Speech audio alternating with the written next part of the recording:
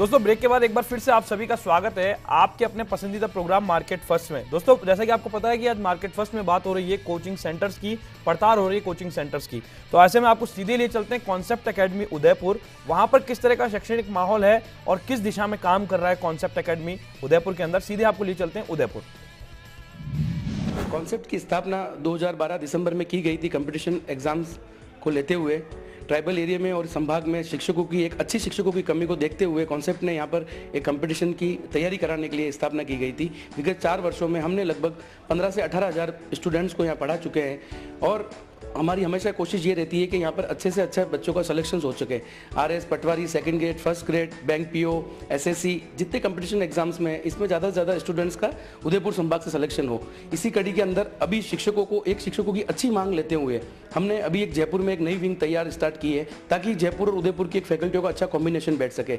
अपने गुजर की थड़ी न्यू सांगानेर रोड पर कॉन्सेप्ट एकेडमी अभी 1 महीने पहले वहाँ शुरुआत हुई है। आने वाले कुछ सालों के अंदर हमारा ये प्रयास रहेगा कि ये ब्रांचेस हम वहीं जहाँ अच्छे एक शिक्षकों की जरूरत पड़े वहाँ पर इसकी हम स्थापना करते जाएं।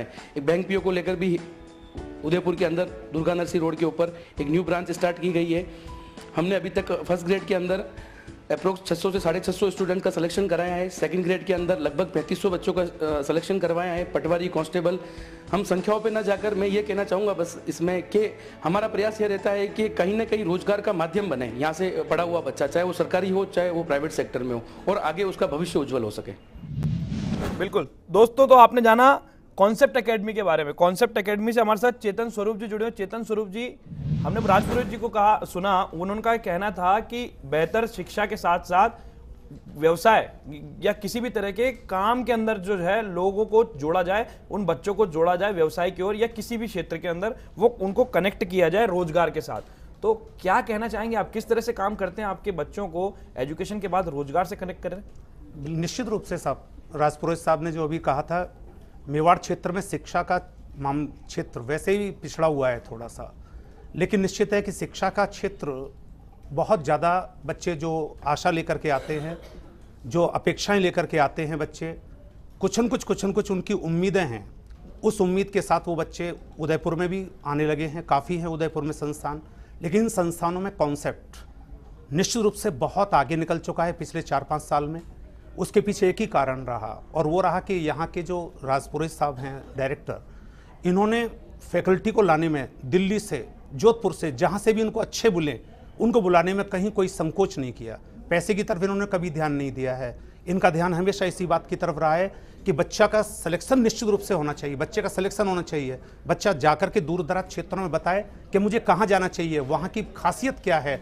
तो बच्चा माउथ पब्लिसिटी के माध्यम से ही यहाँ पर आते हैं। वहाँ अखबार में इतना बड़ा विज्ञापन भी नहीं जाता, जितना जयपुर में विज्ञापन का जाल है उतना विज्ञापन उधर नहीं फैला हुआ है। तो निश्चित रूप से माउथ पब्लिसिटी एक ही प्रचार का जो माध्यम है, उसके पीछे कारण सिर्फ और सिर्फ ये रहा कि कॉन्सेप्ट की जो पूरी फैकल्टी है वो अपने बच्चों के प्रति पूरी तरह समर्पित है। मैंने जैसा कहा था आपसे कि झूठ नहीं बोला जाना चाहिए। हर महीने टेस्ट होते हैं, आप 2.5 महीने का तो प्रोग्राम बता रहे हैं, 2.5 महीने में कितना टेस्ट हुआ? 2.5 टेस्ट हुआ, 2.5 टेस्ट नहीं होता है। प्रोग्राम इस तरह से किया जाना चाहिए कि छोटे छोटे हिस्सों में जो हमने सिलेबस बनाया है उसको छोटे छोटे हिस्सों में बांट करके प्रश्न बनाए जाते हैं, उनसे बच्चों का मूल्यांकन किया जाता है। बच्चे कौन सफल रहे, कौन असफल रहे, हमारा सारा ध्यान उन असफल बच्चों की तरफ जाता है। जिनके कम नंबर आए हैं, हमारा ध्यान उनकी तरफ जाता है और सोचते हैं कि इन बच्चों की क्या कमी रही है, उन बच्चों से व्यक्तिगत रूप से मिलते हैं। और यही इसकी सफलता का, कॉन्सेप्ट की सफलता का सबसे बड़ा कारण यही रहा है कि व्यक्तिगत रूप से बच्चों से मिले हैं। जो कमज़ोर बच्चे रहे हैं, जो किसी भी तरह की कमजोरी रही है, उसको दूर करने का प्रयास किया गया है।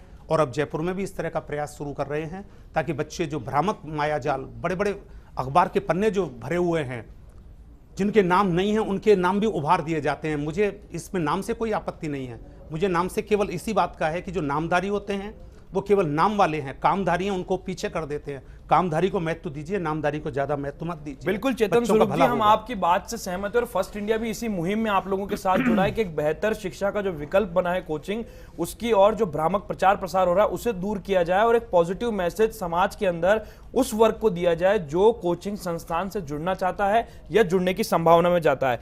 पवन राव जी, आपसे जानना चाहेंगे, ऑनलाइन एजुकेशन को लेकर के पहले भी चर्चा का दौर शुरू हुआ। चेतन स्वरूप जी ने तो मना कर दिया कि ऑनलाइन एजुकेशन पे फिलहाल उनकी ओर से उनके से जो रिलेटेड कोर्सेज है वहां पर कोई खास काम नहीं हो रहा है।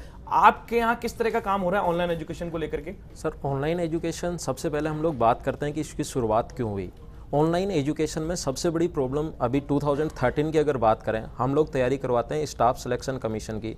2013 का प्री का भी पेपर आउट हो चुका था, मेंस का पेपर भी आउट हो चुका था। बैंकिंग में तो काफ़ी पहले से ही जो ऑनलाइन टेस्ट सीरीज या ऑनलाइन IBPS PO है, बैंक क्लर्क है, वो सारे एग्जाम्स ऑनलाइन करवाते हैं। लेकिन SSC भी इस लाइन पे आ गया। जैसे अभी 2015 का जो CPO का पेपर हुआ, आउट हुआ, अभी फिर से उन्होंने एग्जाम की डेट दी है कि 4, 5 और 6 तारीख को अपना ऑनलाइन टेस्ट होगा। तो इसी को ध्यान में रखते हुए हम लोगों ने ऑनलाइन टेस्ट सीरीज भी शुरू की है और साथ ही हमारा मोबाइल ऐप भी है।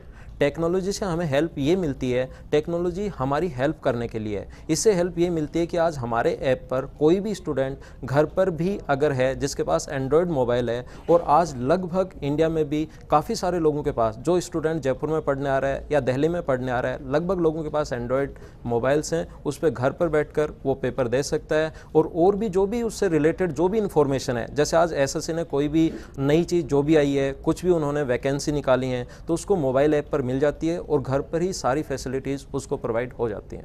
बिल्कुल। जाकर साहब, GC जाकर साहब, आपसे हम जानना चाहेंगे, ऑनलाइन एजुकेशन की तो हमने बात की, लेकिन स्कूल और कोचिंग की क्लास जो है आमतौर पे आज के समय में देखा जाने लगा है 7वीं 8वीं कक्षा से ही बच्चे को ये कोचिंग के अंदर उसका दाखिला करा दिया जाता है। क्या कमी है आखिर, और क्या मानते हैं आप स्कूल और कोचिंग क्लास के अंदर बेसिक अंतर क्या मानते हैं आप? देखो सर, कोचिंग और क्लास का बेसिक अंतर तो ये है कि क्लास में एक कंपटीशन की भावना नहीं आती। उसमें बच्चे का टारगेट सिर्फ परसेंटेज पे रहता है कि मेरी इतनी परसेंटेज मिलेगी, इतने में मेरा ये फर्स्ट डिवीज़न बन जाएगा। कोचिंग में ये माहौल मिलता है बच्चे को, उसको कंपटीशन की भावना आती है, कैरियर के प्रति उसकी जागरूकता बढ़ती है। दूसरी बात ये कहें हम कि आज आप कह रहे हो कि 7वीं 8वीं में कोचिंग लाइन की तरफ झुकाव कर दे बच्चों की। एक आज हकीकत बात यह है कि गांव में अगर मानसिक दे बच्चों की मेहनत तो खुद को ही करनी पड़ती है। कोचिंग लाइन तो गाइडलाइन की तरह काम करती है, लेकिन बच्चे के मन में ये रहता है कि कहीं कोचिंग नहीं किया तो मेरा सिलेक्शन रुक जाएगा।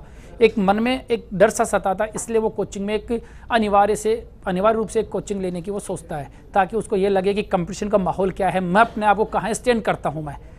और वहाँ कोचिंग में आके उसको ये चीज़ पता चलती है कि नहीं, मैं आराम से दौड़ में शामिल हूँ और मैं थोड़ी और मेहनत करूँ तो इनके साथ लगा रहूँगा। और गांव में अकेला रहेगा बच्चा या जहाँ भी अकेला पढ़ेगा स्कूल में, वो कंपटीशन की भावना नहीं आ पाएगी उसमें।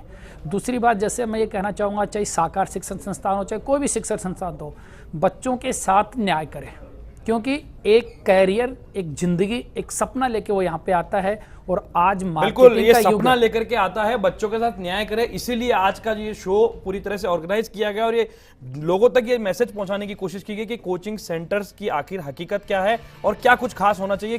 दोस्तों, कोचिंग सेंटर से जुड़ी जानकारी से जुड़े आज के हमारे स्पेशल शो में फिलहाल मेरे साथ इतना ही। सभी मेहमानों का शुक्रिया अदा करते हैं दोस्तों। और अगर आप फर्स्ट इंडिया से जुड़े आज के शो और अन्य शोज को देखना चाहते हैं और हर वक्त खबरों से अपडेट रहना चाहते हैं, तो आप हमारी वेबसाइट www.firstindianews.com पर भी विजिट करके मार्केट फर्स्ट का शो देख सकते हैं।